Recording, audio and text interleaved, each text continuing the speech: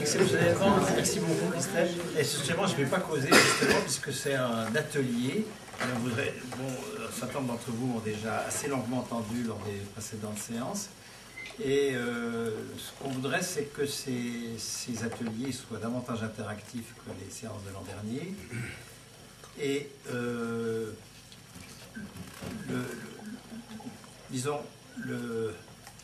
la réflexion que je vais mener au cours de ces 5 séances, c'est à partir du livre qui s'appelle « Émanciper le travail », qui a 5 entretiens, et il serait bon, en même temps ça fait vendre le bouquin, mais il serait bon que, avant chaque séance, les participants aient lu l'entretien correspondant. Bon, ce n'est pas le cas pour aujourd'hui, mais à partir de la prochaine séance, donc, qui portera sur la fin du premier entretien et sur le second entretien, c'est des entretiens, il y en a 5, en tout il y a 140 pages, donc c'est des entretiens d'une trentaine de pages. Si donc pour la prochaine fois, les participants pouvaient avoir lu les 2 premiers entretiens. La moitié du premier entretien, c'est ce qu'on va faire ensemble ce soir, donc je pense que ça ne sera pas de grand problème de lecture. Ce serait bien parce qu'on pourrait ensuite démarrer les séances par un échange, hein, par les questions, les objections, etc. que suscite la lecture. Pour aujourd'hui, comme ça, par définition, ça n'a pas été fait, je propose de distribuer à chacun un texte de ce matin, un texte bref, avec les questions suivantes, si vous voulez noter les questions pour pouvoir y réfléchir par petits groupes de 3-4, donc il va falloir un tout petit peu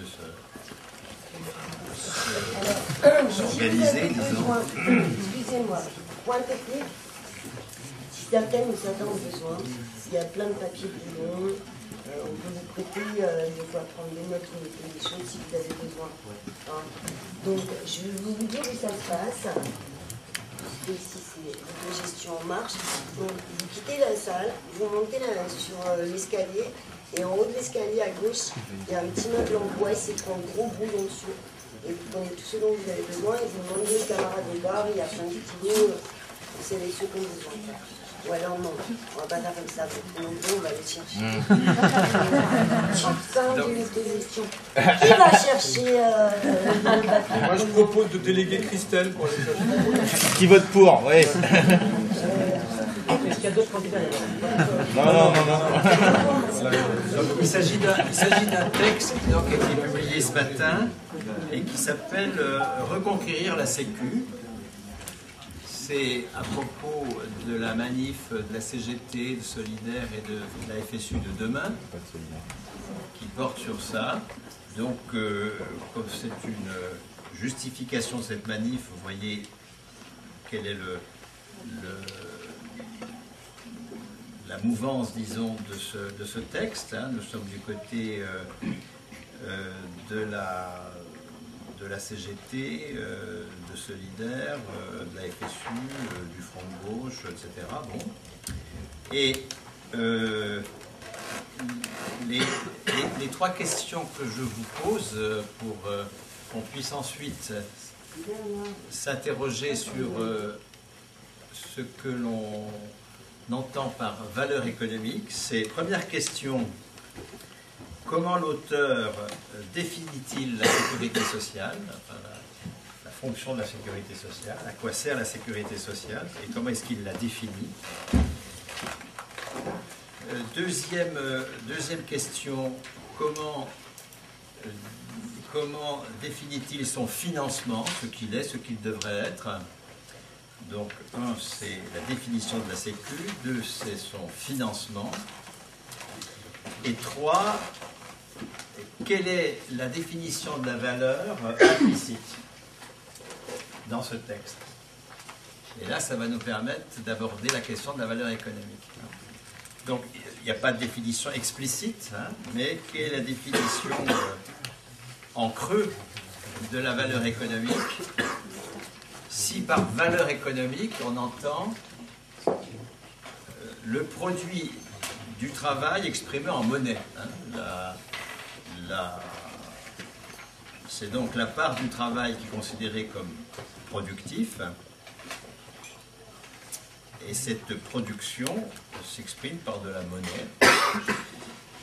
Donc, autre façon de donner la question, c'est quoi le travail productif pour cet auteur? C'est pas explicite, alors que les deux premières questions, c'est tout à fait explicite. Donc, je rappelle les questions sur ce texte bref, qui est un éditorial. Quelle est la définition de la sécurité sociale dans ce texte? Deuxième question, comment est défini son financement? Et troisième question, donc, quelle est la définition du travail productif implicite dans ce texte? Voilà. À partir de ça, je crois que... Donc là, il faudrait que, je ne sais pas quoi, pendant un quart d'heure, 20 minutes, je fais circuler... L'enjeu fondamental, c'est la troisième question. Qu'est-ce que l'auteur entend implicitement par travail productif? Parce que c'est ça la question qu'on se pose ce soir, c'est quoi la valeur? Mais pour arriver à cette question qui est implicite dans le texte, il y a un passage qui simplifie la démarche, qui est déjà de repérer à travers les... Vous pouvez souligner les formules dans lesquelles l'auteur définit la sécurité sociale. Ensuite ce qu'il entend pour son financement, comment est-ce qu'il définit son financement, et du coup, par déduction, c'est quoi pour lui le travail productif? D'accord. 1. Quid de la Sécu, c'est quoi pour lui? 2.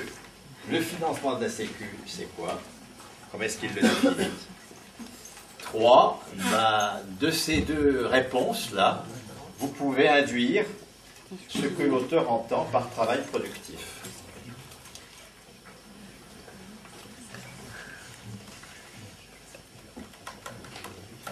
Et physiquement, la proposition est que vous réfléchissiez à plusieurs avec un temps, c'est-à-dire que vous avez à peu près 20 ou 25 minutes pour faire un petit groupe, Voilà. et réfléchir à plusieurs autour du texte et des questions que nous parlons là.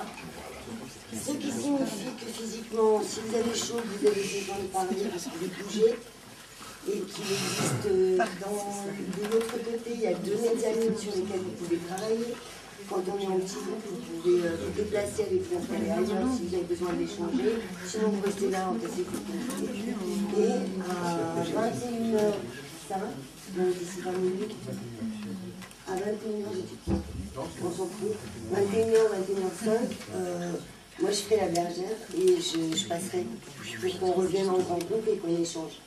Voilà, donc il y a un petit temps de travail de 20 minutes, un petit groupe, et après on se remet ensemble.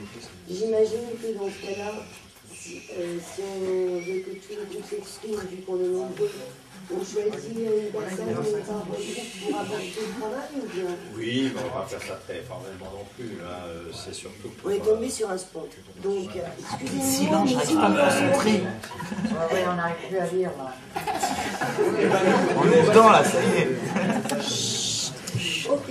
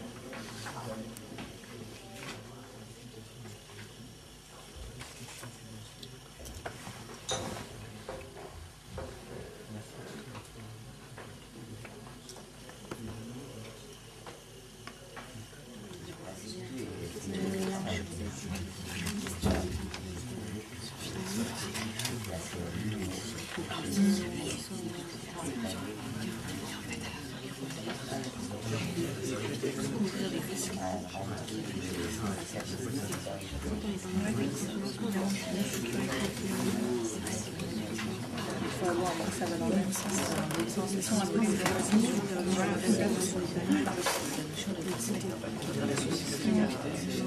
oui, c'est ça. Moi, j'aime la revue des fonctions. Puis après, il y a l'égalité des soins. Voilà, c'est ça. L'égalité des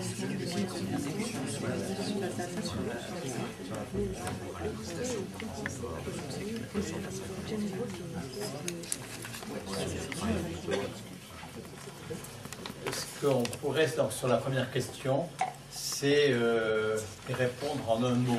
Quel est le mot qui, alors, ce ne sera pas forcément le même pour chaque intervenant, hein, mais quel est le mot qui vous paraît, le mot ou une petite expression verbale vraiment très courte, hein, de deux mots, mettons, une petite expression, je peux le rendre ici, je ne connais rien, l'expression, disons, en un ou deux mots qui définit la sécurité sociale selon l'auteur.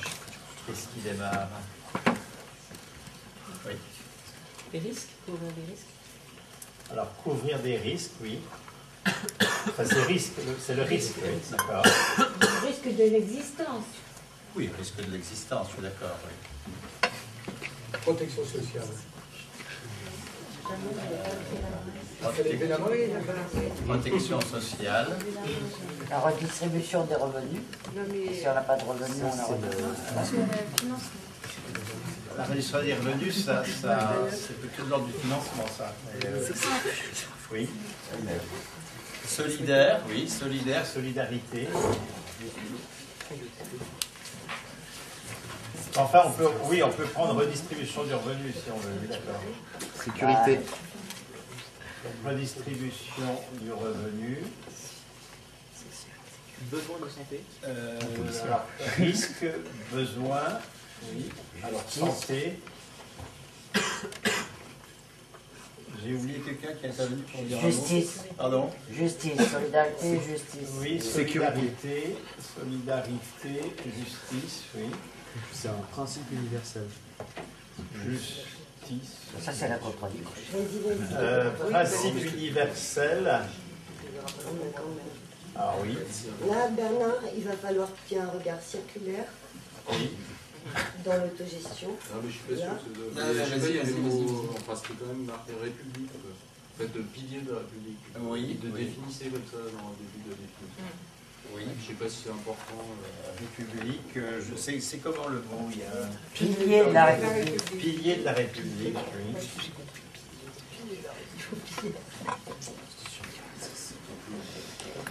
Est-ce qu'il y a... Alors, on va essayer maintenant simplement de caler d'autres mots dans ces rubriques-là. droit régalien, il y a le mot. Non. Le mot est Fondamentaux. Non, il n'y est pas. Non, il n'y est pas. Il bluffe. Refusé. Non, c'est pas exprimé comme tel en tout cas. Alors, prestations compensatoires, oui. Oui. Redistribution du revenu, prestations compensatoires, oui. Vas-y, instructionnel, ça. Et puis l'évitement de la rester misère. silencieux jusqu'à la fin. Oui, éviter la misère des familles. Hein. Ouais. Il parle d'égalité des Risque, soins. besoin, éviter la misère, oui. Garantir la sécurité économique. Garantir la sécurité économique, oui. Éviter la Oui, oui, misère, c'est au début. donc sécurité économique. Les moyens de taxation. Égalité des soins ici, main gauche. Alors, égalité des soins, on est dans solidarité, justice, égalité des soins, oui. Est-ce qu'il y a encore... on commence à avoir fait le Objectif tour un peu. d'organisation de Pardon. société. Objectif d'organisation de société. Oui, pilier de la République, organisation de la société. Il y a encore un autre mot d'ailleurs du même type. Conquête sociale. Ah oui, alors il y a conquête sociale, ça sera encore une autre chose. Conquête sociale. Principe universel, il faudrait le mettre avec pilier de la République. Conquête sociale, oui. Principe universel, puis la République, organisation de la société. Il me semble qu'il y a aussi une autre expression du même type, non? Une certaine idée de la France générale. Oui, il y a une idée de la France. Ah Et oui, il y a ça. encore un autre. Enjeu de civilisation. Il y a enjeu de civilisation. Ah oui, enjeu de civilisation. Je n'ai pas vu égalité des soins. Égalité des soins, c'est là, oui. J'écris très mal, excusez-moi, c'est simplement la pense bête, mais plus ou moins pour les. Il me semble qu'il y a encore. Excellence médicale. Alors, il y a excellence médicale. Oui, ça fait un peu différent du reste.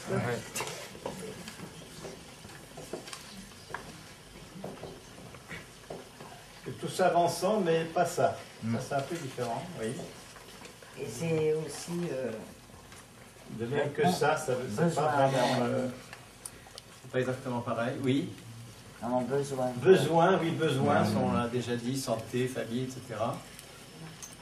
Vous avez encore vivre ensemble, Toujours dans la rubrique principe universel, pilier de la République, organisation de la société, idée de la France, enjeu de civilisation, vivre ensemble. Bon, il me semble qu'on a à peu près fait le tour. Hein. Mission sacrée aussi. Il y a une mission sacrée.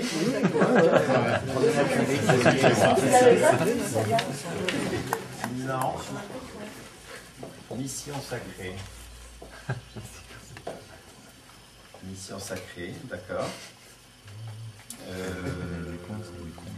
Oui, je pense qu'on doit à peu près avoir fait le tour, oui. Alors maintenant, s'il fallait essayer de trouver une petite phrase qui définisse la sécurité sociale, à partir de cela, donc, risque, besoin, éviter la misère, sécurité, mais c'est au sens de sécurité des ressources, hein, vous le voyez bien, hein, c'est une sécurité des ressources, d'accord. C'est pas expliqué comme ça, mais dans le contexte, c'est clair que c'est ça, hein, c'est la sécurité qui permet d'éviter la misère, de répondre aux besoins, de couvrir des risques, hein, d'accord. Bon, voilà. Solidarité, justice, égalité des soins, redistribution du revenu, prestations compensatoires,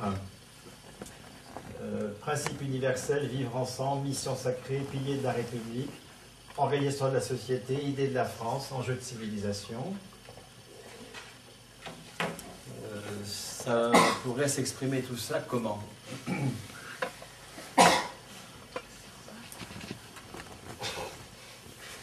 Compensation aux inégalités créées par le capitalisme. Le mot capitalisme est prononcé? Non, je le mets. D'accord. J'anticipe. Non, il faut pas anticiper, il faut dire ce qu'il dit. C'est une Ça permet d'éviter la misère. Non, moi je pense que Éviter la misère, compensation des inégalités. oui, mais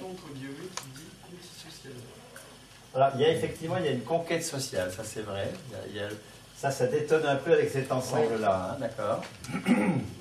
voilà parce que en tout cas redistribution du revenu, Oui. ça veut dire que c'est lié au travail. Enfin, si on veut.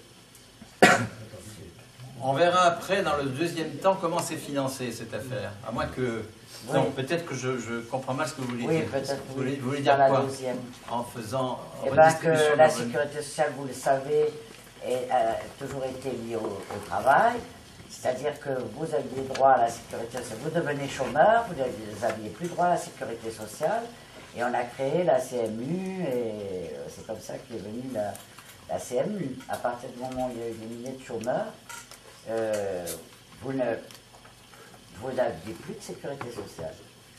Donc c'est bien lié au travail. La sécurité sociale, au départ, elle a été liée au travail. C'est pas la question, Geneviève. Seulement. Après, c'était à vous Geneviève, je vais prendre ton carnet. Le monsieur te demande de formuler. Mais c'est pas, c'est pas dans le texte, si vous voulez. Pour le moment, Non. il faut s'en tenir. Ce que vous dites, c'est pas Si on inexact, dit mais redistribution. il faut s'en tenir. Si vous voulez, là, on a un texte qui globalement exprime l'opinion courante sur la sécurité sociale. Je passe sur les flonflons mission sacrée, hein, d'accord, parce que bon, c'est un édito, c'est la veille d'une manif, bon, il y a toujours un peu, il peut y avoir un peu de lyrisme, hein, mais globalement,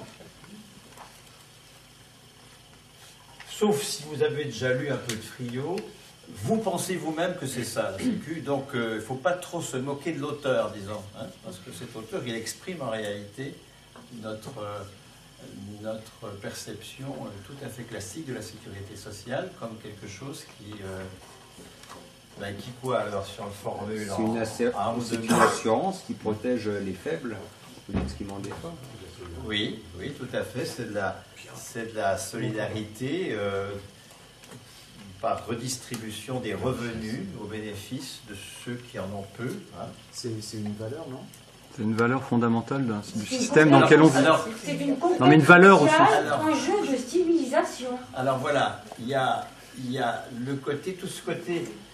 Comment est-ce que vous résumeriez par un mot qui est souvent utilisé s'agissant de la Sécu, cette idée de l'universalité d'un principe de vivre ensemble, d'une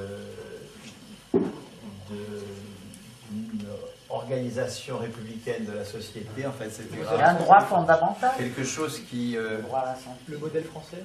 Oui, le modèle français, oui. Alors, un mot qui n'est pas dans le texte, au demeurant, mais qui est dans ce discours-là, qui est une espèce de pacte social. Hein. Il y a un pacte social. On a parlé pour la retraite de pacte générationnel, d'accord, vous voyez. Il y a la Sécu, ça renvoie à un pacte social, à une volonté de vivre ensemble, dans la solidarité et la justice, tout ça va un peu ensemble, d'accord. Et ça a comme vocation de satisfaire des besoins. Ça s'adresse à nous en tant qu'êtres de besoin. Hein. Nous sommes des êtres de besoin. Nous pouvons ne pas avoir assez de ressources pour les assumer. Et il y a un pacte social redistributif qui assure, sur un mode relativement égalitaire, en tout cas qui réduit les inégalités pour couvrir des besoins jugés fondamentaux. La santé, les ressources des personnes âgées, des familles, enfin la retraite n'est pas abordée, mais enfin bon, les ressources des chômeurs. La Sécu, c'est d'abord, et d'ailleurs quelqu'un a prononcé effectivement le mot dès le départ, c'est d'abord la couverture de risques. Hein. C'est d'abord la couverture de risques sociaux, et l'assurance maladie, ça sert à couvrir le risque santé. L'assurance vieillesse, à couvrir le risque d'incapacité de travailler ou de n'être plus dans l'emploi, de même que le chômage, ou la couverture du handicap. Les allocations familiales, ça couvre le besoin de pouvoir d'achat supplémentaire des familles. Ça évite que les coûts supplémentaires liés à l'enfant mettent dans la misère des parents. Et cela donc par redistribution de revenus. Hein. Nous sommes définis par nos besoins et par nos ressources, hein, d'accord, pour satisfaire ces besoins. Il y a un pacte républicain, il y a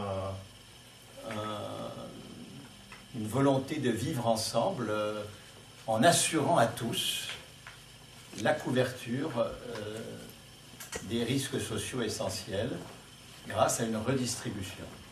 Voilà la définition de la Sécu qui est présentée ici. Alors, si on passe maintenant à son financement, alors même chose, ça va être plus court parce que les expressions qui renvoient au financement sont beaucoup moins nombreuses que celles qui définissent la sécurité sociale. Quels vont être les termes, donc, dont certains ont pu déjà être invoqués là d'ailleurs, les termes qu'on retrouve sur le financement Redistribution des revenus. Alors, redistribution des revenus. Prestation. La- Non, cotisation. Non. C'est une prestation. C'est une prestation. Par des richesses prélevées sur le travail. Alors, par des richesses prélevées sur le travail. Il en parle à propos de quoi, l'auteur? Du financement, ce qui est faux d'ailleurs. Oui, mais enfin, ça, on n'en est pas à savoir si c'est faux ou pas faux. C'est de voir, cet auteur exprime en gros l'opinion courante, hein, d'accord, il faut d'abord un peu essayer de qualifier l'opinion courante si on veut réfléchir dessus.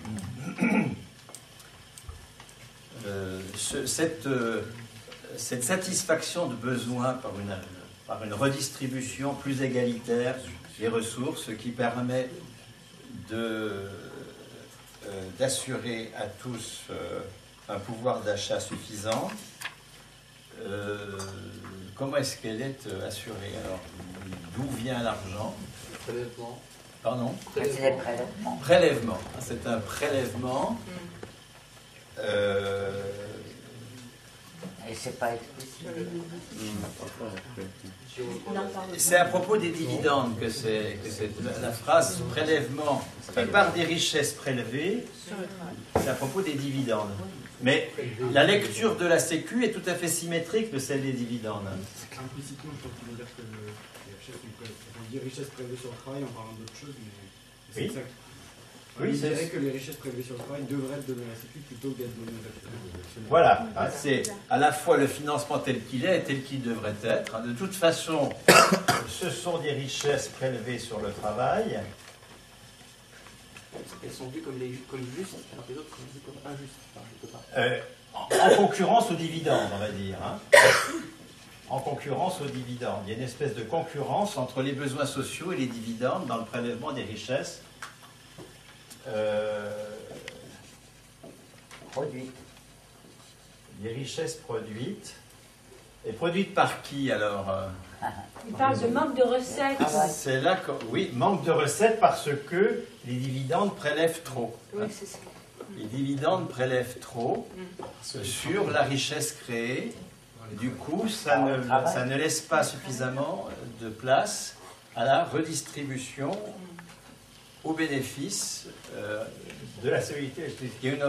Il y a une distribution de la richesse produite qui va aux travailleurs et aux dividendes, et la part qui va aux dividendes empêche, elle est excessive, et elle empêche, elle met en péril le vivre ensemble parce qu'elle empêche une redistribution au nom de la solidarité et de la justice. Et il sous-entend surtout qu'il faudrait qu'il y ait une balance entre les recettes et les dépenses. Oui, en disant que s'il y a déficit, ce n'est pas par excès de dépenses, c'est par insuffisance des recettes. Hein. Et cette insuffisance, voilà, qu'il faudrait qu'il y ait une... Ben, non, il dit que l'équilibre est possible à condition que... Là où il y a de l'argent. Oui. À condition qu'on prenne l'argent là où il est. Il dit la part des richesses prélevées sur le travail et reversées sous forme de dividendes est masquée. Oui, masqué. Parce qu'il y a la part de... Donc c'est normal parce que les richesses, les travailleurs produisent des richesses. Oui. Donc, il y a une part qui est reversée sous forme de dividende, et cette part qui est reversée sous forme de dividende est masquée. C'est ce qu'il dit. Oui. C'est parce que... Elle est Donc c'est masquée. du vol organisé. Elle n'est pas, effectivement, elle est insuffisamment visible et du coup, elle... Somme gigantesque qui échappe à la solidarité nationale. Voilà, elle empêche la solidarité nationale. La solidarité nationale n'est pas suffisamment financée parce qu'il y a des dividendes. Pour amputer la sécurité sociale, pour amputer les recettes de sécurité sociale. Si nous voulons financer la sécurité sociale, il faut réduire la part de la richesse qui va aux dividendes afin de rendre possible la mission de solidarité et de justice par redistribution des revenus. Alors, la question qui se pose maintenant, là on a vu les deux premières questions qui sont assez explicites, dans la réponse assez explicite. La question qui se pose maintenant, c'est donc quid de la définition du travail productif dans cette affaire. Les employés. Oui. Les employés. Les employés. Oui. Alors, le mot n'est pas là, puisque c'est effectivement implicite. Il n'y a pas d'explicitation de la définition de cette richesse produite. Il ne parle que de sa redistribution, de sa mauvaise distribution, avec une part excessive qui va au capital et une part insuffisante qui va au travail, et qui donc ne permet pas la redistribution au nom de la justice et de la solidarité. Et donc, qui produit autre façon de poser la question, et là je pense que votre réponse va être encore plus rapide, puisque la Sécu, ça couvre des besoins, ce sont des ressources qui permettent d'assumer des risques et d'éviter la misère.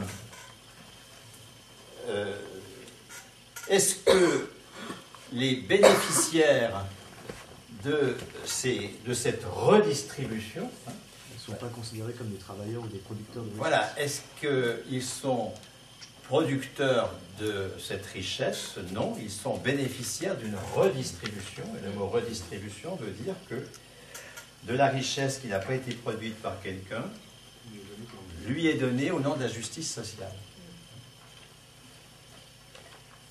Donc, la définition implicite du travail productif qu'il y a là, c'est que, au moins négativement, les bénéficiaires de prestations de sécurité sociale n'en sont pas les producteurs, puisqu'il s'agit d'une redistribution au nom de la solidarité. Ça va? Ça veut donc dire que je suis pas d'accord, moi. Il y a, on n'en est pas pour le moment là encore, on essaie déjà de voir ce qui est implicite dans le discours dominant sur la sécurité sociale. Quand il dit qu'on prend l'argent sur le travail, il parle quand même de l'argent qui est produit par les salariés. Oui, tout à fait. Et donc, du coup, il dit qu'on prend l'argent pour financer la Sécu sur le travail des gens qui en sont bénéficiaires, puisque c'est aussi les salariés. Les salariés sont au debout de la chaîne, là, non? Alors, sous quelle forme, alors? Oui, ça c'est important, ce que vous dites, là. Sous quelle forme, alors? C'est la forme de la cotisation, mais... Oui, mais comment est-ce qu'un salarié qui cotise va être lui aussi bénéficiaire de cette couverture des risques? C'est différé. Oui, il y a les revenus directs, et puis il y a les revenus c'est ce qu'ils appellent les revenus compensatoires. Quand il se retrouvera, lui, quand il aura, lui, besoin de la sécurité sociale. Voilà. Hein. C'est-à-dire que il y a deux temps dans la vie des salariés, en quelque sorte. Hein. Il y a le temps où ils produisent de la richesse et où ils cotisent au nom de la solidarité et de la justice.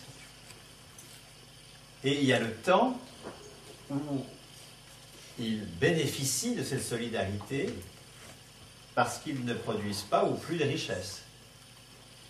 Oui. Là, je suis pas. Peut-être c'est une interprétation de ce que dit. Pour moi, les choses elles sont à peu près claires. C'est les gens qui produisent les choses qui en bénéficient, parce que c'est les mêmes. Mais là, visiblement, cet auteur-là, il déconnecterait les deux. Pas nécessairement, mais allez-y dans ce que vous dites là, autour de ceux qui produisent sont ceux qui en bénéficient. Du coup, comment vous allez définir les prestations sociales? Vous allez les définir comment? Du point de vue de la... C'est la solidarité organisée. Enfin non, c'est les services publics ou... on n'est pas sur les services publics, là. Non, mais on n'est pas sur l'impôt, on est sur la cotisation et la sécurité. La sécurité, la maladie, les chômage, etc. Sont c'est du salaire différé. Voilà, c'est le mot que j'attendais, un salaire oui, différé. Différé, mais... C'est-à-dire que ce texte-là ne signifie pas effectivement que la Sécu, c'est de l'assistance. Hein.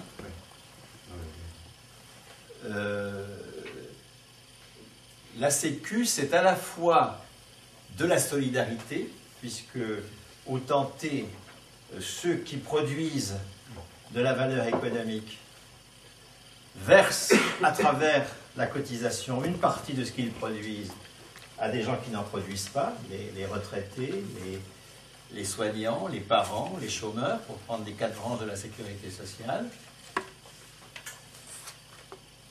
Et lorsque eux-mêmes seront malades, retraités, parents ou chômeurs, ils récupéreront sous forme de salaire différé. C'est différé puisque c'est en T+1 cette affaire, d'accord. On ne peut pas à la fois être dans l'emploi, si on peut être à la fois parent et dans l'emploi, oui c'est vrai, ça. Mais enfin bon, globalement, c'est du salaire différé qui assure les ressources des moments où on a des besoins alors qu'on n'est pas productif.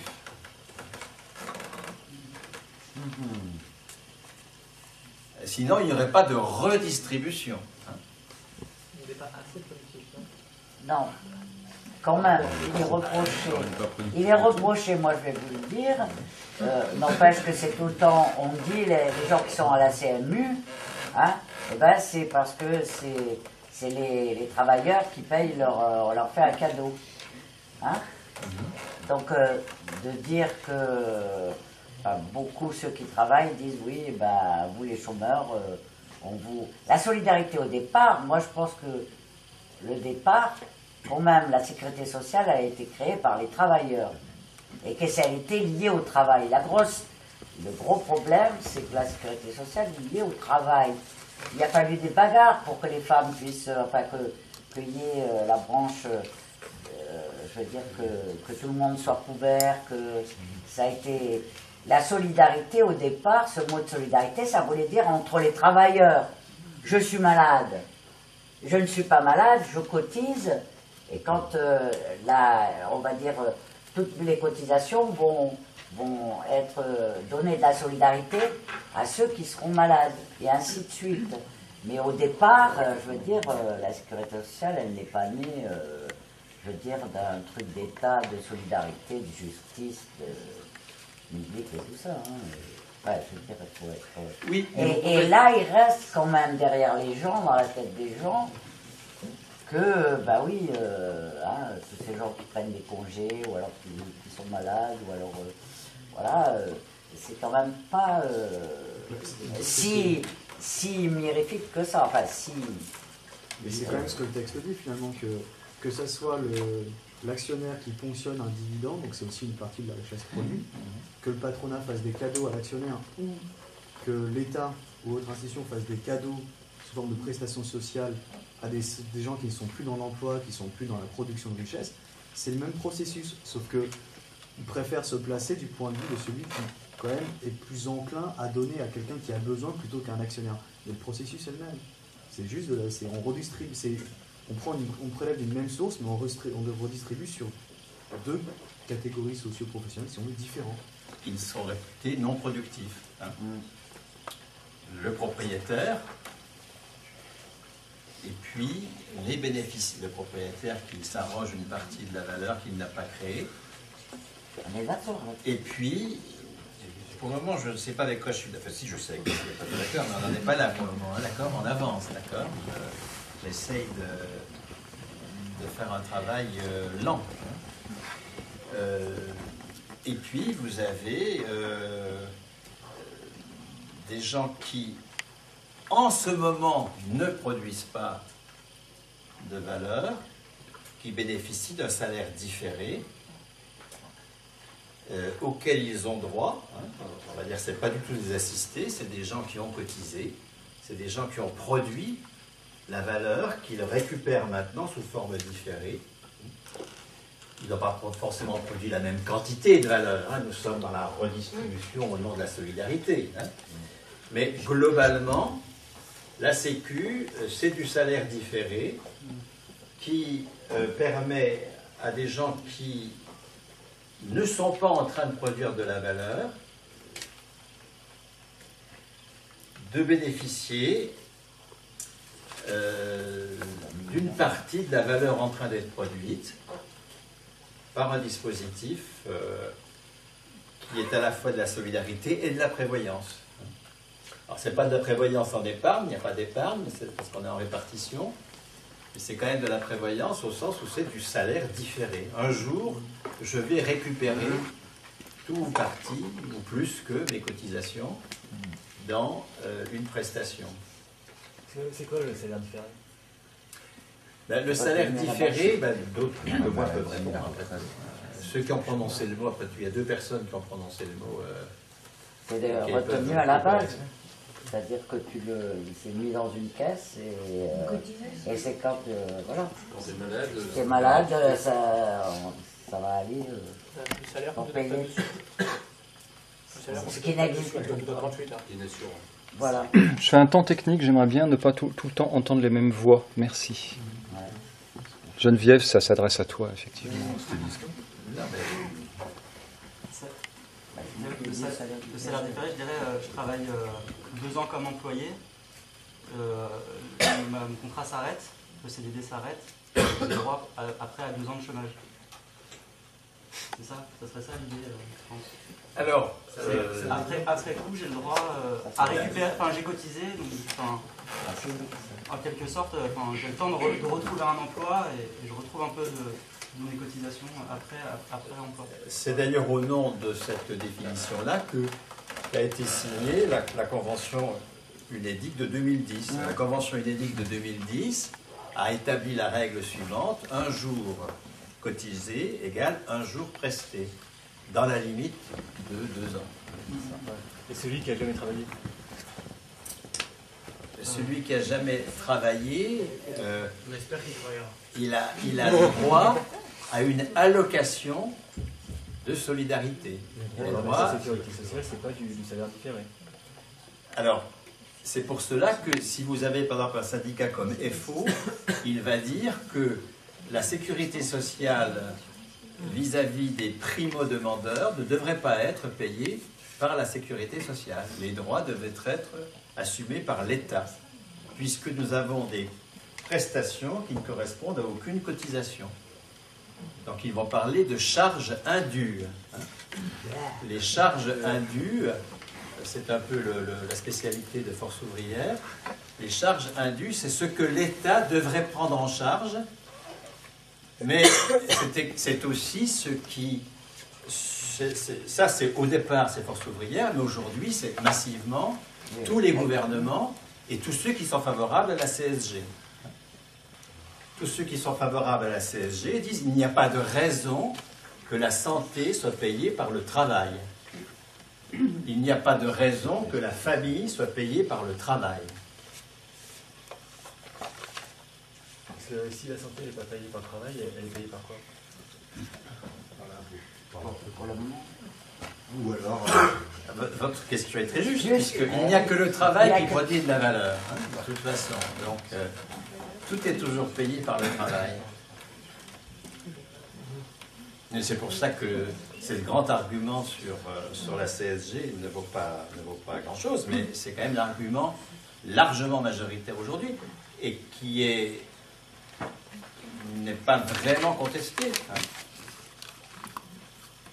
C'est pas vraiment contesté. Le fait de financer par la CSG la famille et la santé, ça paraît normal, parce qu'il n'y a pas de raison que ce soit une cotisation assise sur le travail qui finance des besoins qui ne sont pas générés par le travail. Est-ce que ça voudrait dire que la Sécu, c'est aussi un salaire anticipé? Alors, c'est... Oui, de toute façon, qu'il soit anticipé ou différé, c'est toujours la même logique. Hein. C'est-à-dire que le droit à des ressources pour satisfaire des besoins, couvrir des risques, que ces risques soient avant l'emploi ou après l'emploi, hein, ce droit est fondé sur le temps de participation à l'emploi. Et vous avez effectivement des économistes qui disent que les allocations familiales, elles sont anticipées puisque l'individu bénéficie des allocations familiales lorsqu'il est jeune, mais ensuite il rembourse cette anticipation par ses propres cotisations. Ouais, sauf s'il travaille jamais de sa vie. Oui, mais celui-là, c'est un anormal, on va pas... Parce que les femmes... On va pas raisonner... Le travail salarié. Alors, ça veut dire quoi? Non, plus exactement, non, ça veut dire... Non, restons-en là. Ça veut dire quoi? Ne jamais travailler de sa vie. C'est là qu'on en est dans l'implicite de ce texte. Hein. C'est quoi travailler? Qui travaille? Et qui ne travaille pas? Je suis une femme, je travaille pas. Oui, allez-y. Non, juste, c'est que, du coup, ce que je comprends pas, c'est qu'on prend un peu les choses à l'envers, parce qu'on considère que, par exemple, un enfant, parce que la sécurité sociale, c'est pas l'assurance maladie, enfin, souvent un raccourci qui se fait, mais les enfants, par exemple, on ne considère pas que les enfants, ils produisent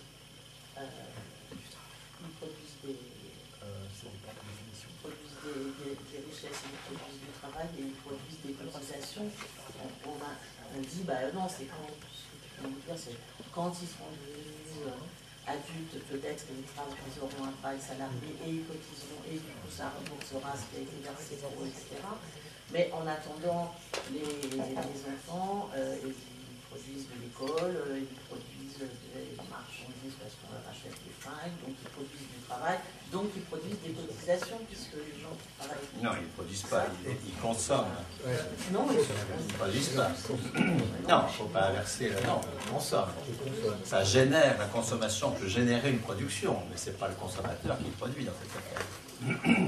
Il peut engendrer effectivement une production par sa demande, ça je suis d'accord. Hein. C'est d'ailleurs comme ça qu'aujourd'hui, la majorité des économistes disent on va droit dans le mur parce qu'on n'engendre pas assez de demandes. Enfin, la demande n'engendre pas assez de production. Le malade, il produit du sang. Non, il ne produit pas. Le malade ne produit pas. Le malade. Ah, bah oui, mais c'est pas lui qui fait. Oui, d'accord. Le besoin en soins. Non, vous ne produisez pas le lapin pendant que vous le consommez. D'accord? Il faut qu'une production de lapin pour que vous puissiez en consommer, mais c'est bien un autre qui le produit, c'est pas vous. Vous consommez le lapin. Un autre le produit. Le lapin, c'est pas. Il ne faut pas dire ça ici, parce qu'il y a plein de tracts sur. des végétaliennes, mais. La carotte, c'est Mais vous avez dit un mot qui est intéressant. Ce qui produit de la valeur économique, c'est le travail salarié. Alors, c'est quoi le travail salarié? C'est la question. L'exploitation économique. Concrètement, qui est salarié? Il n'y a pas que les salariés d'ailleurs, on va dire ceux qui ont un emploi d'indépendant aussi. Hein.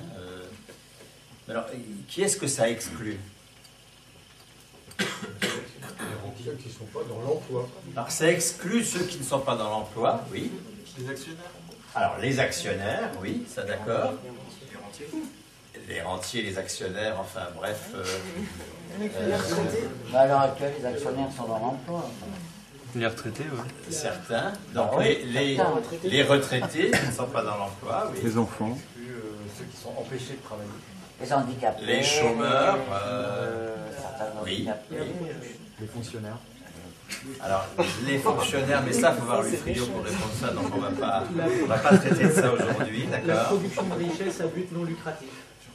Globalement, le bénévolat. Les bénévoles, oui. Oui, ils produisent, mais pas. Ils produisent de la richesse. Pas tous ceux à but non lucratif. qui produisent, distinguons bien hein, la richesse qui est les valeurs d'usage qu'on produit, l'utilité sociale qu'on produit, et la valeur économique qui est autre chose, hein, qui est exprimée par de la monnaie. Hein. Les gens qui font des gâteaux pour qu'ils soient vendus là, ils font de la valeur, ils créent de la valeur économique. Ah, bien sûr. Ils n'en livrent pas, ils créent de la valeur économique. Oui, bien sûr. Pas tous. Oui, bien sûr, ils créent de la valeur économique. Il y en a qui sont pas bons. Voilà, mais ça crée de la valeur économique. Ils s'auto-exploitent ceux-là, mais ils créent de la valeur économique. Le troc, les membres de Bon, on va conclure sur ce texte. Ce texte suppose que la production de valeur économique, c'est-à-dire celle qui est une expression monétaire, qu'on va distinguer de la richesse, c'est-à-dire toute l'utilité sociale qu'on peut produire, mais toute cette utilité sociale n'a pas d'expression monétaire. Hein. On va appeler travail productif celui qui à la fois produit des valeurs d'usage, produit de l'utilité sociale, mais une utilité qui peut être négative. Vous pouvez produire des médiators, enfin, etc., bien sûr. Hein. Vous pouvez produire des flics, vous pouvez produire des tas de choses. Hein. Mais c'est de la surveillance entre le 13 et le 28 octobre des sans-papiers, etc. Bon. Donc tout ça, c'est ce qu'on appelle des valeurs d'usage. Hein. Valeurs d'usage, ça ne veut pas dire que c'est utile. Hein. Ça peut être très négatif, mais c'est quelque chose qui sert à quelque chose. Bon. Nous passons notre temps à produire des choses, des biens et des services qui servent à quelque chose, pour le meilleur et pour le pire. Ça, c'est la richesse. Hein. La richesse, c'est tout ce que nous produisons et qui va servir. La valeur, c'est une part seulement de cela. Hein. C'est celle qui est reconnue par de la monnaie. C'est la part de la richesse qui est reconnue par de la monnaie. C'est donc une partie seulement du travail qui va être réputée productif. Ça n'a aucun fondement objectif autre que politique. Hein. Enfin, la politique, c'est objectif, au demeurant, hein. Mais il n'y a pas de fondement naturel. Hein. La part de la richesse à laquelle nous attribuons aussi de la valeur économique, c'est une convention sociale. Je prends dans le bouquin l'exemple, je ne sais pas quoi, quelqu'un qui couvre un toit en étant bénévole d'une association de restauration du patrimoine. Il produit de la valeur d'usage, il produit de la richesse, mais il ne produit pas de valeur économique. Si le même produit le même toit comme salarié d'une entreprise du bâtiment, alors il va produire de la valeur économique. Ce n'est donc pas le contenu de ce que l'on fait qui décide si c'est producteur ou non de valeur économique. Absolument pas. Hein. On a longtemps dit que produisent de la valeur économique ceux qui produisent des marchandises matérielles et que les services, l'immatériel, ce n'est pas de la valeur économique, par exemple. Hein. Là, c'est une erreur intellectuelle complète hein, qui consiste à fonder la valeur économique sur le contenu du travail. La valeur économique, elle est là ou elle n'est pas là, à contenu du travail identique. Si c'est moi qui, comme parent, conduis mes gamins à l'école, je ne travaille pas, je ne produis pas de valeur économique, je produis de la valeur d'usage, conduire des enfants à l'école, c'est un truc qui sert à quelque chose, d'accord? Mais si c'est une assistante maternelle qui conduit mes gamins à l'école, elle produit et de la valeur d'usage et de la valeur économique. Et elle va être payée, et si elle est salariée d'un groupe privé, il y aura du profit pour son propriétaire. La valeur économique suppose qu'il y ait valeur d'usage. Si Si je suis en pure attitude de consommation, je ne produis pas de valeur économique. Il faut produire de la valeur d'usage pour qu'il y ait production de valeur économique. Mais la valeur économique n'est pas la mesure de la valeur d'usage.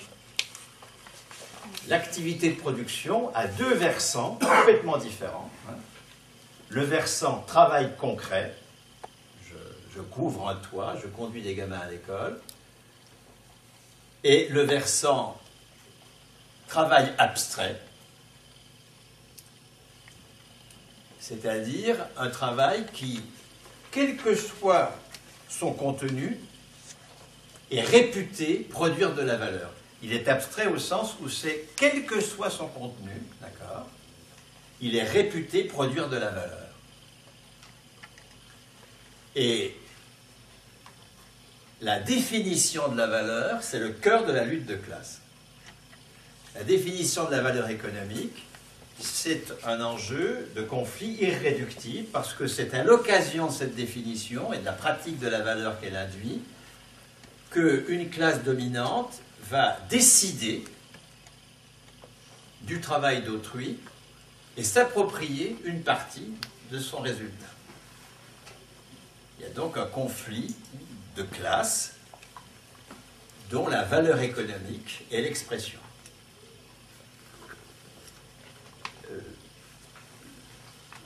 Aujourd'hui, un des lieux essentiels du conflit de classe, c'est est-ce que ceux que paye la sécurité sociale travaillent? Est-ce que les retraités qui sont payés par la sécurité sociale, est-ce qu'ils travaillent? Est-ce que c'est un salaire différé qu'ils ont produit quand ils étaient actifs, qu'ils ont affecté aux retraités de leur époque par solidarité intergénérationnelle, et qu'ils récupèrent aujourd'hui à travers les cotisations de la génération du dessous, au nom d'un pacte républicain, ça va? Nous y sommes, hein?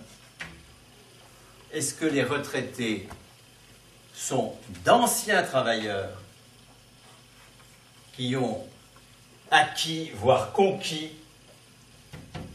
le droit de récupérer, sous forme de pension, la solidarité dont ils ont été les initiateurs lorsqu'ils produisaient de la valeur envers des retraités qui ne produisaient pas de valeur? Est-ce que la pension, c'est du salaire différé? Autre façon de dire, est-ce que la cotisation vieillesse est produite par le cotisant? La cotisation vieillesse qui figure sur ma feuille de paye, il n'y en a pas qu'une, il y en a 4, on en discutait avec Adèle cet après-midi, avec au moins 4, ça dépend un peu des situations, enfin bon. Ces cotisations vieillesse qui figurent sur ma feuille de paye, est-ce que c'est moi qui les produis? Je ne les consomme pas tout de suite. Je suis solidaire pour que les retraités ne soient pas dans la misère, pour que le risque de vieillesse soit assumé, pour que les besoins de ces retraités soient couverts par une sécurité des ressources.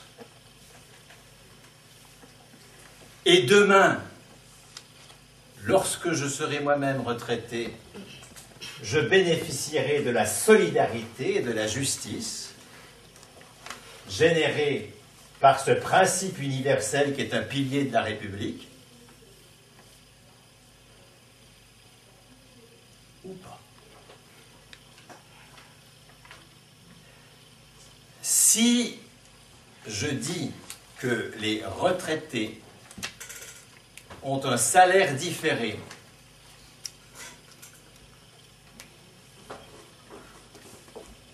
j'adhère à la définition capitaliste de la valeur économique.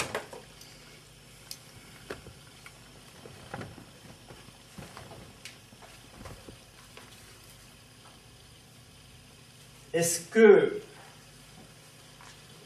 la cotisation maladie, je prends les cotisations dans l'ordre, d'accord, hein, la plus importante, c'est la cotisation vieillesse, 26% du salaire brut. La cotisation maladie, c'est une vingtaine de pourcents du salaire brut. On a vu tout ça l'an dernier, d'accord. Si, donc vous pouvez aller, ceux qui n'étaient pas là, sur les vidéos d'Antigone. Si il y a eu une séance sur l'histoire des cotisations sociales, pas que je me souvienne. La cotisation maladie qui figure sur ma feuille de paye, est-ce que c'est moi qui la produis? Je l'affecte par solidarité et justice à des soignants qui sont des gens très utiles, mais qui ne produisent rien, puisque c'est moi qui ai créé ce qui les paye. La cotisation maladie, pour l'essentiel, elle va au salaire des soignants. Salaire, s'il s'agit de salariés. Honoraire. Non, mais... honoraire, prestation. Honoraire, s'il s'agit de libéraux, kinésithérapeutes ou autre. Sans oublier Sanofi. Oui, mais c'est secondaire. Sanofi, il y a une partie de l'assurance maladie qui va aux médicaments, mais c'est la partie très minoritaire. L'essentiel va à payer des soignants.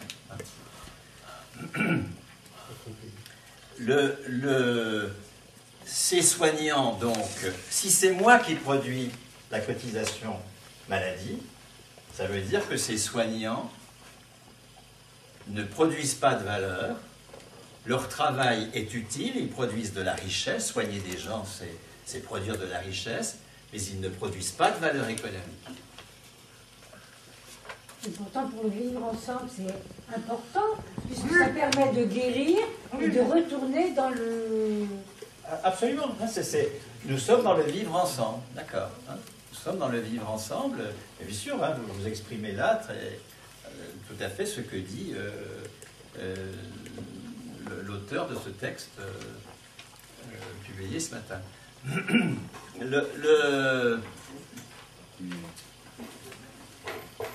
La troisième cotisation, c'est la cotisation famille. Enfin, famille et emploi, c'est à peu près pareil. C'est quelques dizaines de milliards chacun. Hein. On est à quelques points du salaire brut. Si c'est moi qui produis la cotisation famille, qui figure sur ma feuille de paye, si c'est une partie de mon travail productif, que je ne consomme pas, je l'affecte par solidarité au nom de la justice à des familles qui seraient dans la misère, au nom d'un vivre ensemble financé par une redistribution du revenu avec des prestations qui compensent le coût de l'enfant.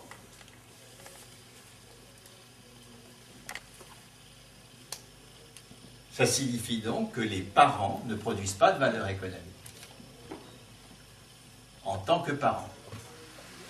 Excusez-moi, j'ai une question. Oui. C'est un peu compliqué pour moi, en fait, vous définissez la valeur donc comme une part de la richesse produite dictée par une convention sociale, donc monétaire. Mais alors dans ce cas-là, qu'est-ce que la valeur, en fait, valeur monétaire, faite par la spéculation, faite par, j'imagine, il y a des cliniques, il y a une partie qui est remboursée par la Sécu quand même. Les cliniques, c'est des groupements d'investisseurs qui investissent dans cette clinique, donc ils ont un retour sur investissement, ils ont un retour d'argent. Quelle est cette valeur alors dans ce contexte? Alors vous signalez une chose qui a été signalée par le copain qui a parlé de Sanofi.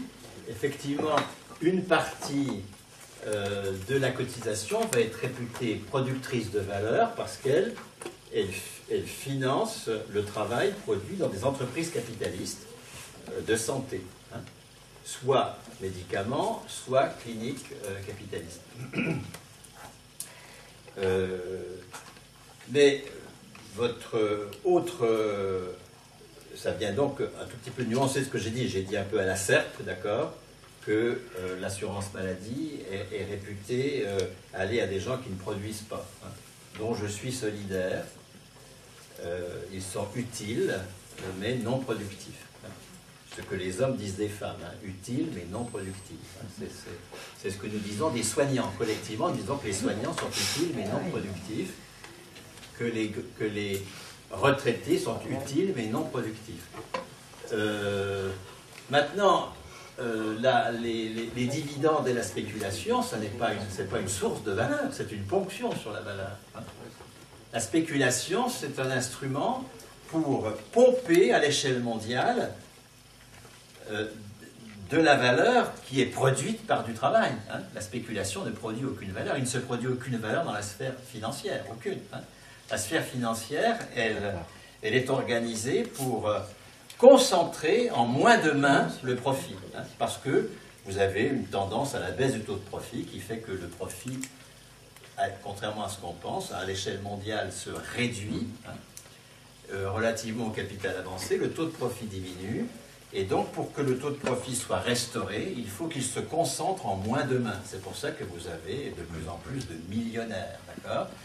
Parce que le profit se concentre en moins de mains grâce à la mondialisation ou la globalisation financière. Mais la globalisation financière ne crée aucune valeur, évidemment. Hein. C'est un instrument de pompage de la valeur au service d'une minorité de capitalistes.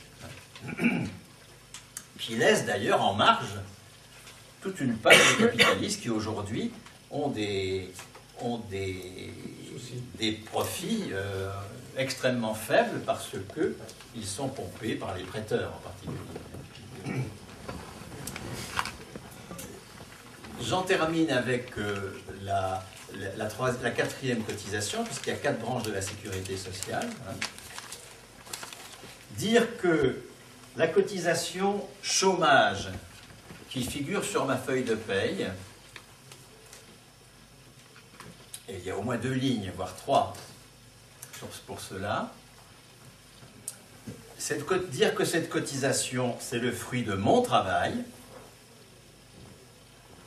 que je ne consomme pas pour être solidaire des chômeurs, étant entendu que si je suis chômeur même un jour, cette solidarité-là me vaudra un salaire différé.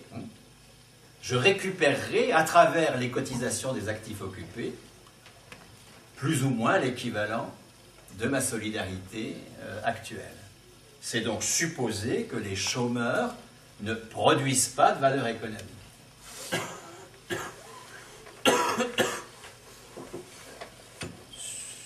Supposer que les retraités, les soignants, les parents et les chômeurs ne produisent pas de valeur, c'est adhérer à la définition capitaliste de la valeur. Ce texte-là, c'est un texte entièrement aliéné. C'est pour cela que la classe dirigeante dirige. Parce qu'une classe dirigeante le reste, tant que ceux qu'elle domine adhèrent à son récit du rêve. C'est ce que Gramsci appelle l'hégémonie. Une classe dirigeante est dirigeante tant qu'elle est hégémonique. C'est-à-dire que c'est son récit du réel qui est admis comme légitime par ceux-là même qu'elle domine. Or, quel est le récit du réel que fait le capital? Le capital dit « on est productif que lorsque l'on met en valeur du capital ». On est productif que lorsque on va sur un marché du travail comme demandeur d'emploi, que l'on est embauché par un propriétaire et que l'on va produire des marchandises capitalistes qui vont, si elles sont vendues, mettre en valeur le capital de ce propriétaire. Dans la logique capitaliste, on ne travaille, on ne produit de valeur, si on appelle travail la production de richesse, qui est aussi production de valeur, ça va, hein? On ne travaille que dans cette condition. Seuls les employés travaillent. Les autres sont des gens utiles mais non productifs. Si j'ai bien compris, le capitalisme n'admet pas le différé comme valeur économique. Non, le fait même de parler de différé veut dire qu'il n'y a pas de valeur économique. La valeur, elle a été produite dans le passé. Certes, elle n'est plus là. Hein. Nous ne sommes pas dans une logique de capitalisation, nous sommes en répartition. Elle a été affectée à des non productifs. Mais il y a un pacte du vivre ensemble, d'accord? C'est pour ça que vous avez tellement de mots, un principe universel, vivre ensemble, mission sacrée, pilier de la République, enjeu de la société, idée de la France, enjeu de civilisation, d'accord? Il y a un pacte du vivre ensemble qui considère que ceux qui sont en train de produire de la valeur doivent être solidaires de ceux qui n'en produisent pas.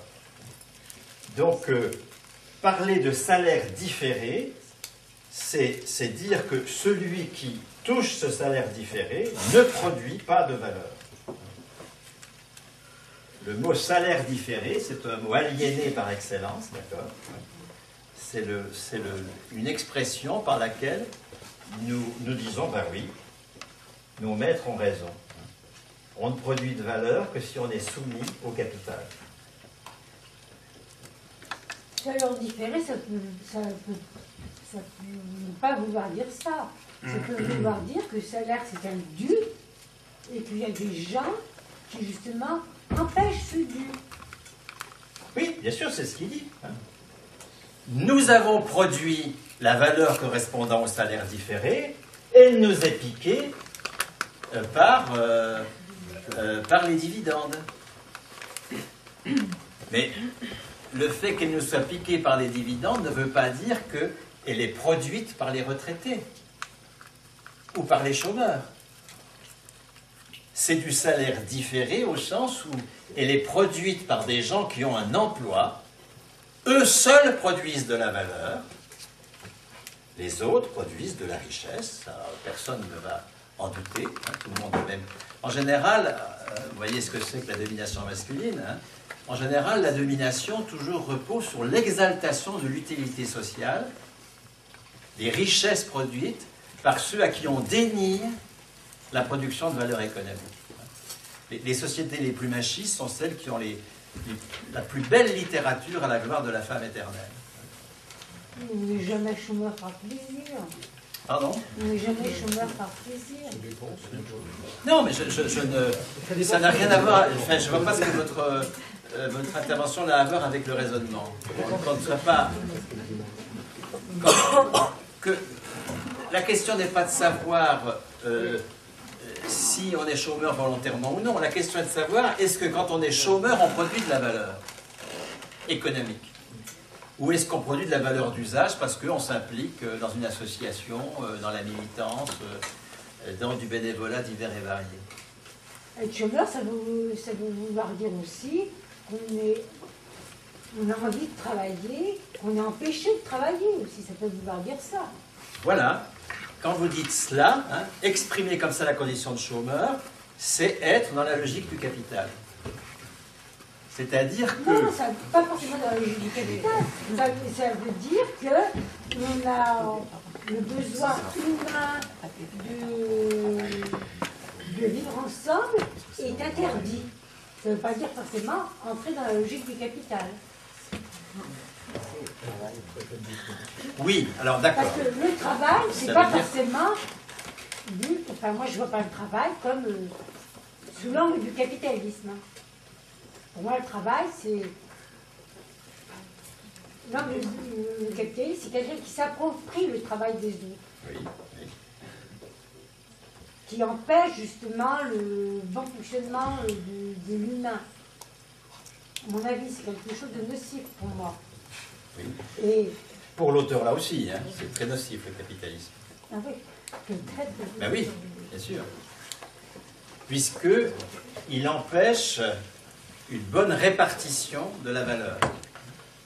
Par définition, en fait, le travail que tu produis en faisant à manger, c'est pas un travail parce que justement il n'est pas récupéré par les capitalistes.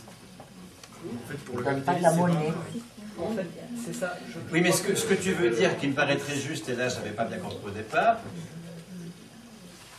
c'est que le marché du travail empêche une série de personnes de faire ce à quoi elles aspirent.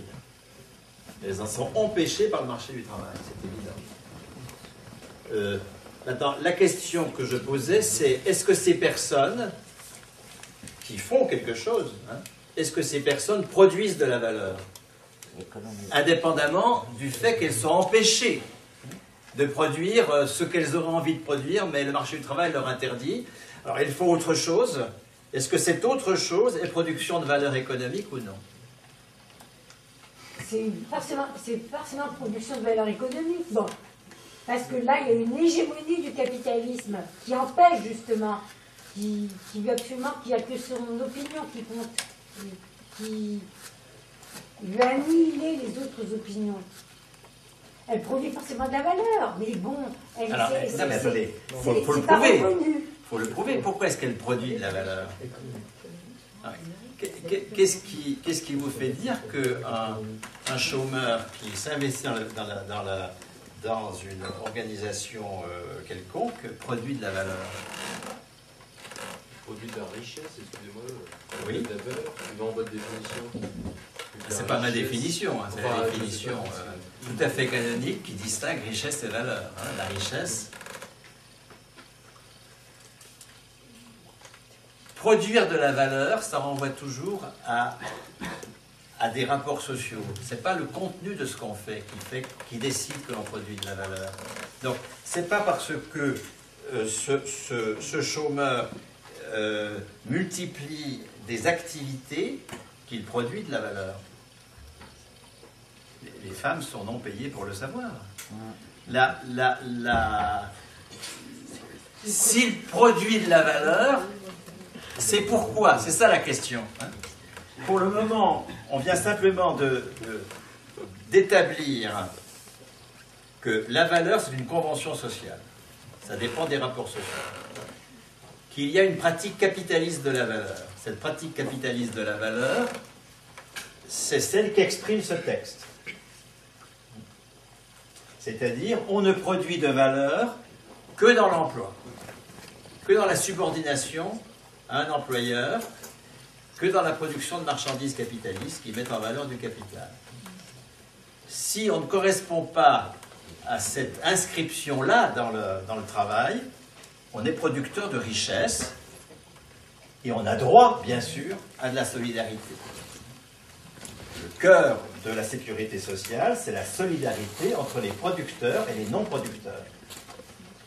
Mais vous voyez bien que cette définition-là est entièrement aliénée, puisqu'elle suppose que la classe ouvrière, au cours du XXe siècle, n'a pas commencé à instituer, c'est là que je réponds à ma question, c'est-à-dire ça veut dire quoi? Qu'est-ce qui fonde qu'on puisse dire qu'un chômeur produit de la valeur?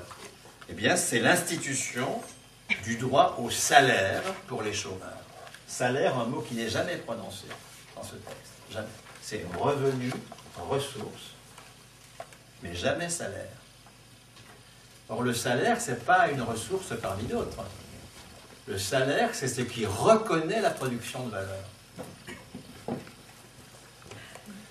Le salaire, il ne reconnaît pas des besoins.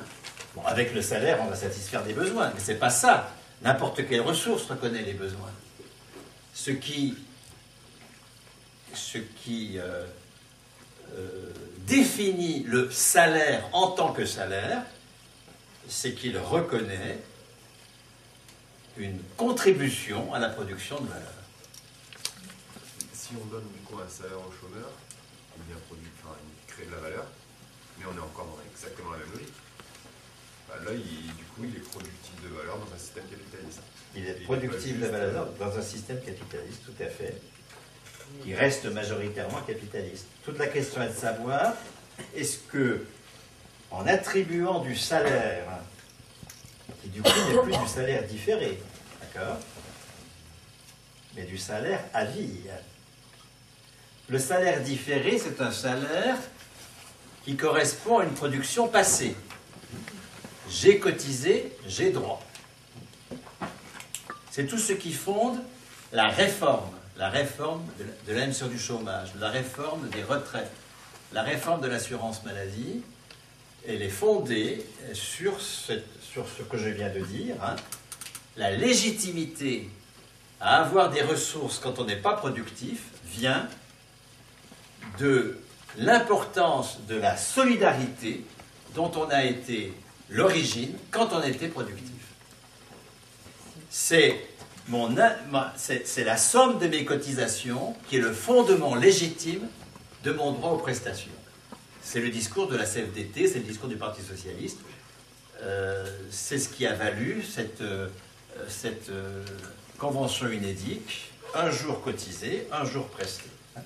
Le fondement du droit à prestation, c'est la cotisation, puisque la prestation, c'est, et ça ne peut être que, si c'est juste, que du salaire différé.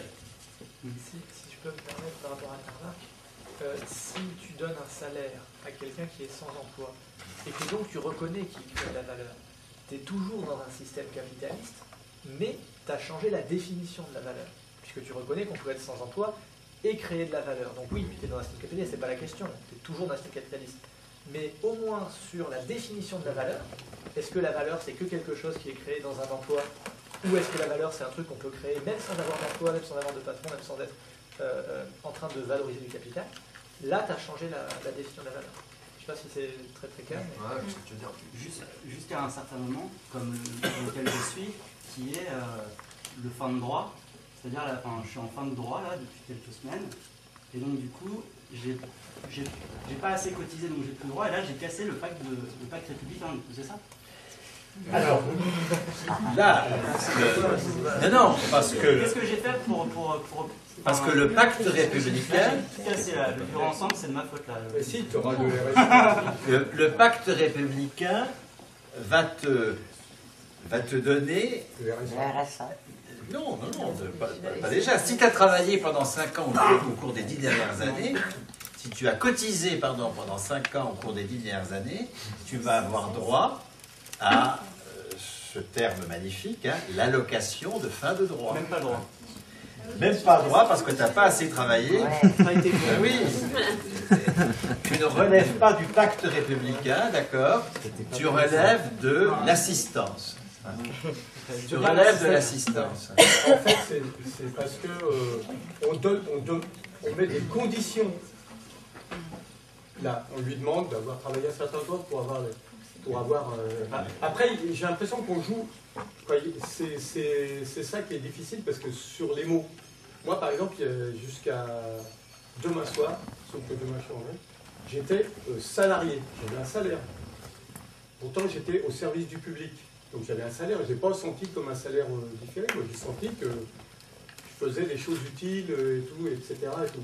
Donc pour moi c'est un salaire.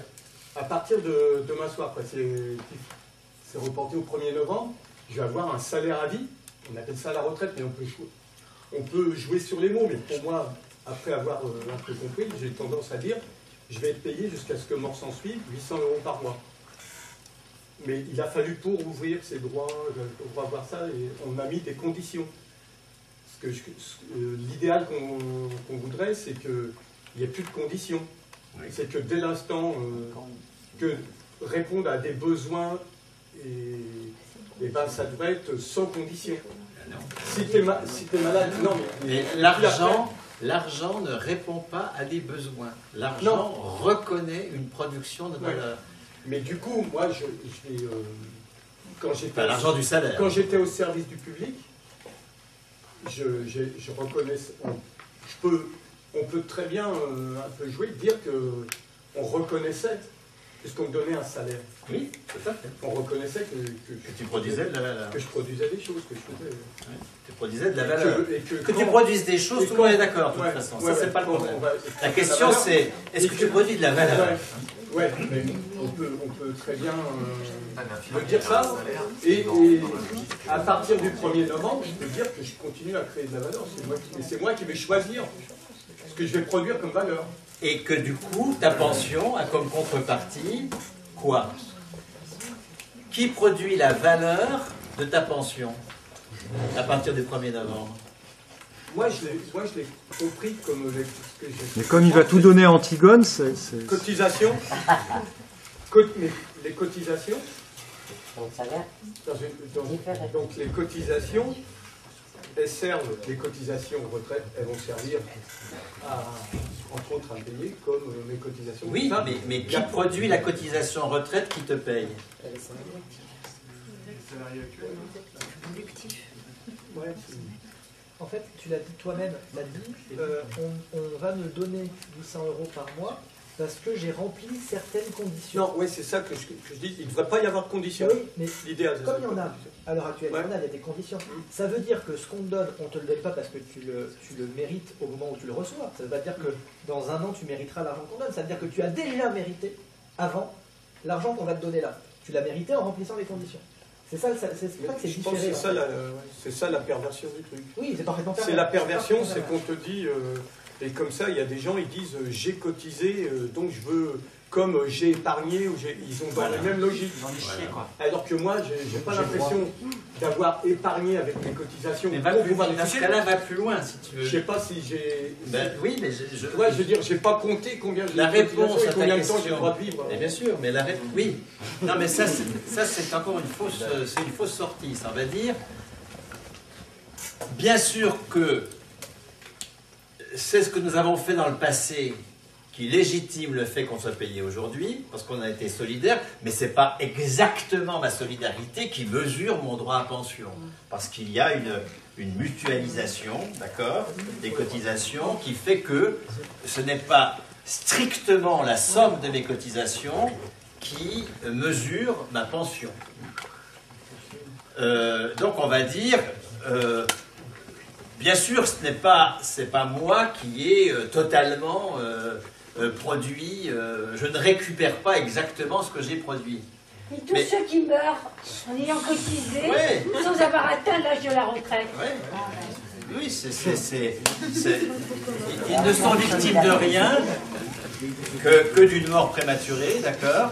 Parce que ceux qui les ont cotisés, c'est pas eux qui l'ont produit. C'est ça qu'il faut bien comprendre. Et c'est quand même peut-être, parce que quand on parle de retraite par capitalisation, comme aux États-Unis, les fonds de pension et tout, c'est pire. Est-ce que nous, ce que moi je vis actuellement, c'est peut-être pas... et avec beaucoup des histoires de vocabulaire, de mots, mais j'ai l'impression, c'est une étape où c'est... en tout cas, c'est moins pourri que les pauvres Américains là, qui ne savent même pas, quoi. Ils épargnent, et ils ne savent pas, quoi. Ils épargnent pour leur cotisation. Ils donnent à la banque, ils ne mettent pas à une caisse de... Oui, mais il y a une différence. Il y a une différence de degré, mais pas de nature. Entre le salaire différé et la capitalisation, il n'y a pas de différence de nature. C'est pour ça que nos adversaires sont pour la répartition. Parce que la capitalisation, c'est source d'aléas considérables, ça ne marche pas. Aucun pays ne finance la retraite par capitalisation. Aucun, sauf la Suisse, et c'est un paradis fiscal qui peut se le permettre. Mais en dehors de ça, je ne connais pas un seul pays qui finance la retraite par capitalisation, et d'abord pas les USA, puisque le mot social security a été inventé pour le système de retraite en répartition aux USA, par Roosevelt en 1935. Donc il faut arrêter avec des mythiques USA qui auraient les fonds de pension.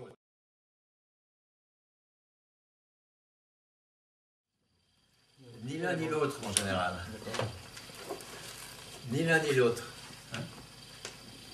Parce que la valeur économique produite par les retraités, dès lors que ces retraités ont un salaire, est produite par les retraités eux-mêmes. Donc, ce qui va produire ta pension à partir du 1er novembre, c'est toi.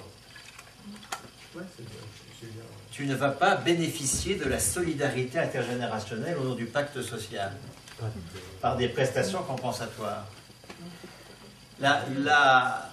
Ce qui produit l'allocation chômage, ce sont les chômeurs. Ce qui produit les allocations familiales, ce sont les parents.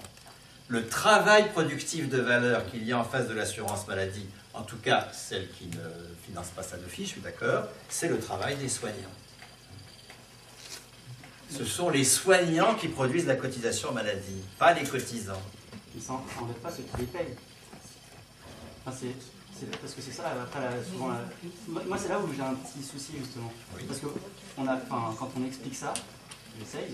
Ouais. Je dis à mon papa ça. Mais il n'y a pas photo, quoi.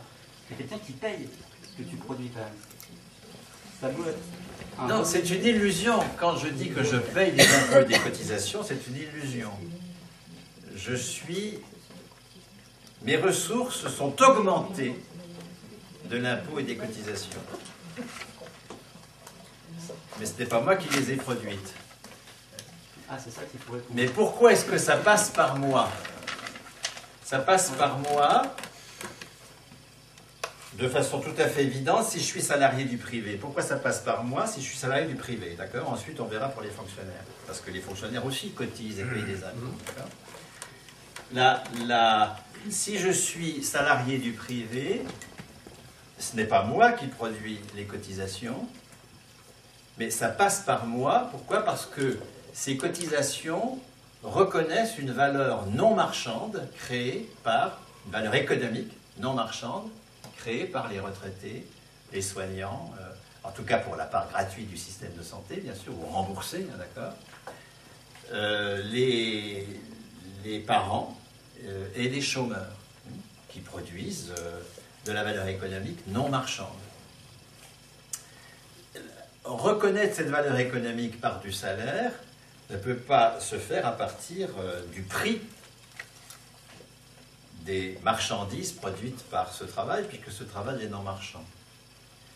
La monnaie correspondant à la valeur produite par les retraités, les soignants, les parents et les chômeurs va être incluse dans le prix des marchandises.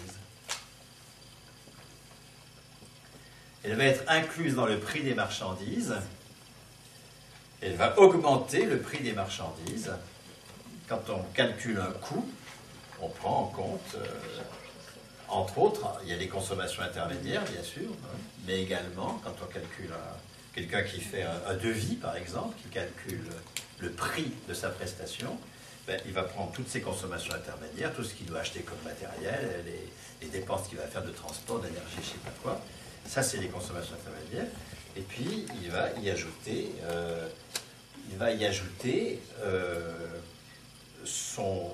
son bénéfice. Et dans son bénéfice, il y a les cotisations et les impôts. Donc, dans le prix des marchandises, il y a la reconnaissance de la part non marchande de la valeur. Mais s'il n'y avait pas de production de services publics, eh bien, il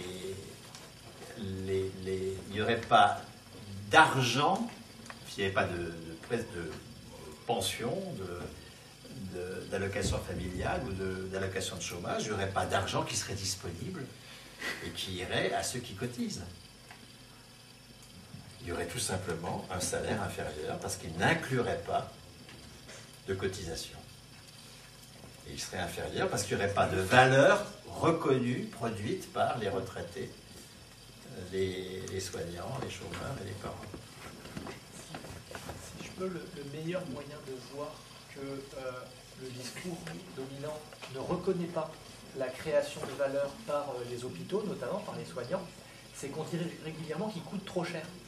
C'est-à-dire s'ils coûtent cher, ça veut dire qu'ils ne créent pas de la richesse. Ils en consomment, ils coûtent de l'argent. Alors il faut payer leur salaire, etc. C'est pénible, mais ils coûtent cher. Tu vois. Alors qu'en fait, on ne dit jamais que l'industrie automobile coûte cher. On ne dit jamais que ça ne coûte jamais cher. Ça produit. Oui, mais si on dit qu'il y a de la dépense publique, vous avez tout cet argument, il y a 56% du PIB qui est de la dépense publique, c'est supposé que les fonctionnaires, dont on n'a pas parlé ce soir, hein, mais on en parlera la prochaine fois, mais c'est supposé que les retraités, les soignants, etc., dépensent une valeur produite par l'autre. Qu'il n'y a de valeur que capitaliste. Ah ben non, puisque comme fonctionnaire, je ne mets en valeur aucun capital, et pourtant je paye des cotisations et des impôts. Et sur quoi est-ce que je paye des cotisations et des impôts comme fonctionnaire? Sur mon salaire. Ben, sur les impôts.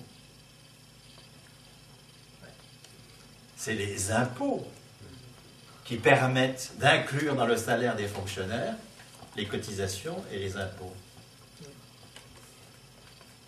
Lorsque l'État fait une feuille de paye avec le salaire direct du fonctionnaire ses cotisations et ses impôts, qu'est-ce qui finance tout ça? Ben, c'est l'impôt.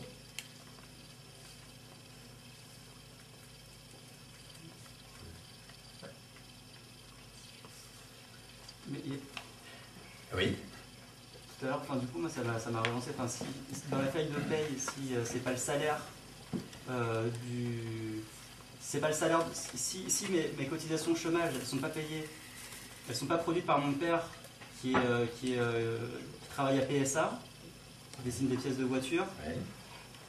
Mais c'est dans le prix de ce qu'il produit, enfin oui. c'est dans le prix de la voiture oui.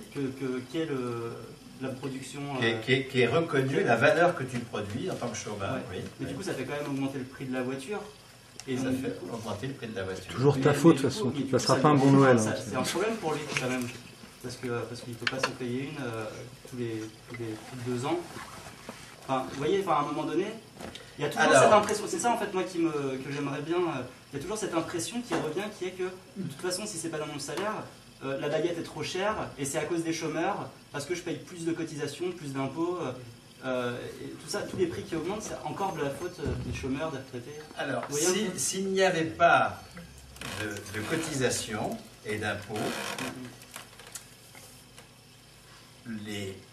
moi, j'ai dit s'il n'y avait pas de services publics, etc. de prestations. Maintenant, venons du côté du financement, cotisations et impôts.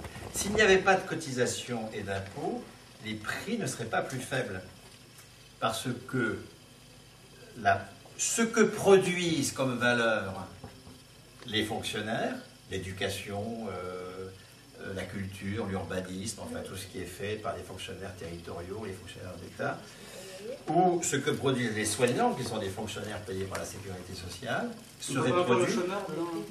Alors, ce que produisent les chômeurs, ce que produisent les parents, d'accord, ce que produisent les retraités, et qui est reconnu par leur petite pension, leur salaire, etc., et donc par la cotisation et l'impôt correspondant, serait produit par la sphère capitaliste. Parce qu'on ne pourrait pas se passer d'école.